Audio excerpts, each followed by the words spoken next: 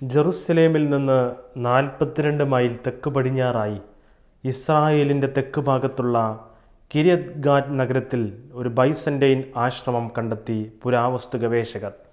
1-ാം നൂറ്റാണ്ടിനും 5-ാം നൂറ്റാണ്ടിനും ഇടയിലുള്ള കാലഘട്ടത്തിലുണ്ടായിരുന്ന ആശ്രമമാണ് ഇതെന്ന് കരുതപ്പെടുന്നു. ആലേഖനം ചെയ്ത ബൈബിൾ ലിഖിതങ്ങളും കണ്ടെത്തിയിട്ടുണ്ട്.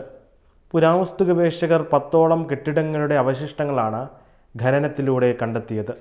ഇത് സൂചിപ്പിക്കുന്നത് ഈ സ്ഥലം ഒരു കാലത്ത് ഒരു പ്രധാന നഗരമായിരുന്നു എന്നാണ്. ഇസ്രായേൽ പുരാവസ്തു അതോറിറ്റിക്ക് വേണ്ടിയുള്ള ഉദ്ഖനന മാനേജർമാരായ ഷിറ ലിഫ്ഷിറ്റ്സും മായൻ മർഗുലിസും പറയുന്നതനുസരിച്ച് പർവ്വതങ്ങൾക്കും തീരത്തിനുമിടയിലുള്ള ഒരു പ്രധാന ക്രോസ് റോഡിലാണ് ആശ്രമം നിർമ്മിച്ചിരിക്കുന്നത്. ഈ പ്രദേശത്ത് കണ്ടെത്തിയ റോമൻ ബൈസൻ്റെയിൻ കാലഘട്ടത്തിലെ ഏറ്റവും വലുതും പ്രധാനപ്പെട്ടതുമായ സ്ഥലമാണിത്.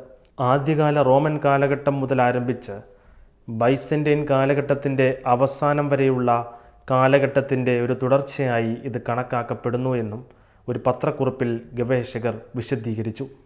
പുതുതായി കണ്ടെത്തിയ മൊസൈക്ക് ഇസ്രായേലിൽ ഇതുവരെ കണ്ടെത്തിയതിൽ വെച്ച് ഏറ്റവും ശ്രദ്ധേയമായ ഒന്നാണെന്ന് ഗവേഷകർ പറയുന്നു.